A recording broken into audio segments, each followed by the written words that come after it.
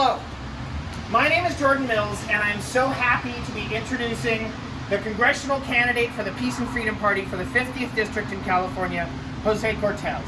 I feel uniquely enabled to make this because it's a passing of the torch, because the Peace and Freedom Party is a party that's existed since the 60s. Existed for a way for political activists and socialists and people who care about the planet and the people living on it. For people who participate in rallies and protests to actually have a voice in the electoral arena as well. And I was honored to be the congressional candidate in the last election cycle for the Peace and Freedom Party up in the 49th District. And let me tell you, Jose's in for some interesting stuff. You get a lot of people who agree with your message, and that's because the Peace and Freedom Party speaks to the needs of the people of California, things like health care and peace and child care and making a decent living. Stuff that resonates with the people in the state. And so you get a lot of people saying, man, I loved your speech. I really liked what you were doing, you know, and they identify you, but slowly some of them go back to being either Democrats or Republicans as they were before.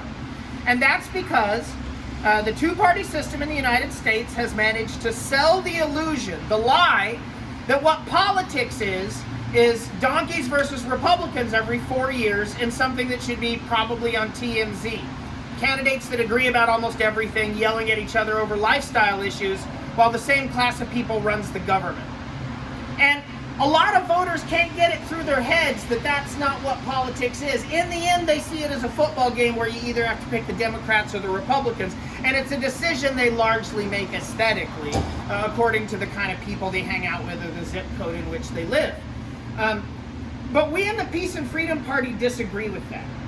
We're a group of people who have been activists. We had our roots in the Black Panther Party and the anti-war movement of the 60s, and we've remained on the forefront of popular resistance to the state and to capitalism and to the horrors that confront the working class every day in California. And so we don't see politics as Democrats versus Republicans. Instead, we see politics as a ruling class, an exploiter class that has two wings, versus the people of California and the people of the world. And when you see it that way, you understand that real change and positive change has never happened because one or the other team won the big game.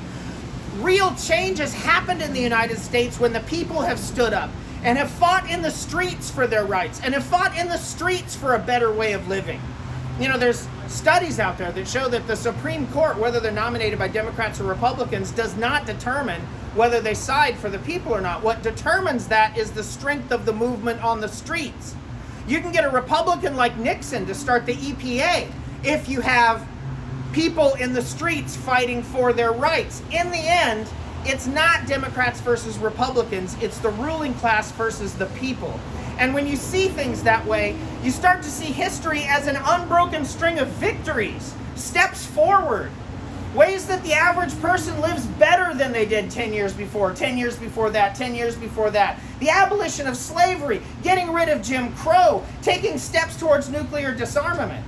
And when you look at things like that, when you look at the world we're going to, which is going to be a better one, where change can happen and working people can control their own destinies, when you see politics as that movement versus the ruling class, that's when things like third parties and the Peace and Freedom Party and people struggling on the streets and in the electoral arena become all the more important. And because of that, I was honored to run as a candidate of the Peace and Freedom Party. And because of that, I am honored to introduce José Cortés today. I've worked with him in the streets fighting against injustice. José's helped defend Chicano Park against fascists. José helped feed the homeless in El Cajon for months and months and months. José is one of the leading anti-war and anti-racism activists in San Diego. And if there's anybody that deserves your vote, it's not these parasites that have been stealing from you all the years and killing your children in wars.